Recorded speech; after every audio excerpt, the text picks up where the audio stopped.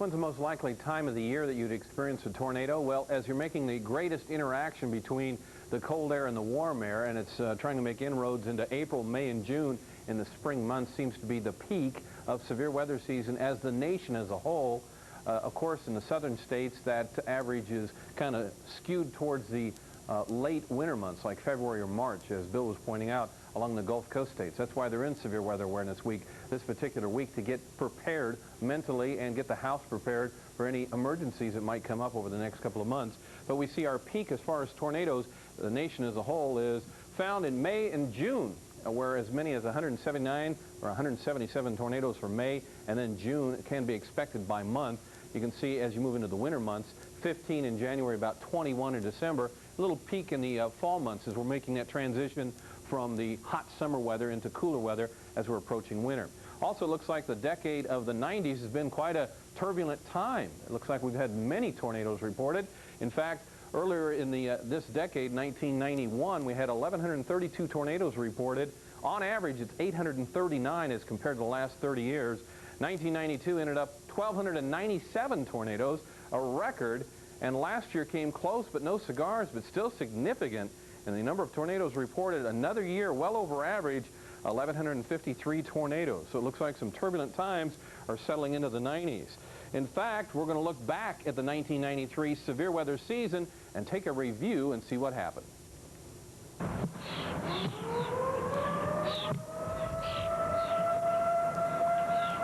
Warning sirens put fear into the hearts of residents in tornado-prone areas. In 1993, the warnings were instrumental in saving lives. It was a year when tornadoes struck at a rate almost 70% above normal. There were over 1,400 tornadoes cited this year. On average, there are normally 839. But thanks in part to new warning technology, tornado-related fatalities were 60% below normal. There were 33 deaths compared to the normal of 82. Our look at the severe weather of 93 begins with the March superstorm, which spawned a dozen tornadoes in Florida. There were more than 100 reports of damage from wind, hail, and water, most on the west coast from Tampa to the Panhandle. In April, Grand Isle, Louisiana was raked by a tornado which left 3 dead. I see just white coming like rain and stuff, and the wind just was so bad, it just knocked us out the room. And we both hit the lockers and we rolled to the wall. Later in April, 7 people were killed and 160 injured when a tornado ripped through Catoosa, Oklahoma. Some people had to scramble from their vehicles on a busy interstate. Got back under the ditch right there, and there's about 8 or 10 of us that got in there. And everybody got hit by a lot of debris until it passed over. In May, there were more than 177 tornadoes cited, including a killer twister in Wiley, Texas on May 9th. 1 person was killed and 62 injured in the Wiley tornado. June was the month with the most tornado reports at 300. This one, with which we open this report, was captured with a home video camera near Osage, Iowa.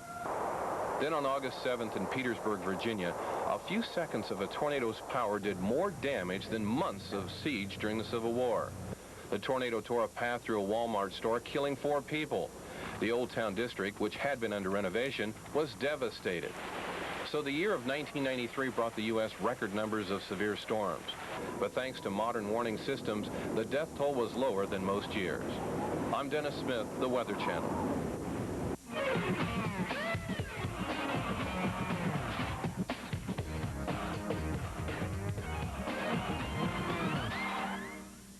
More about today's subject in Chapter 7.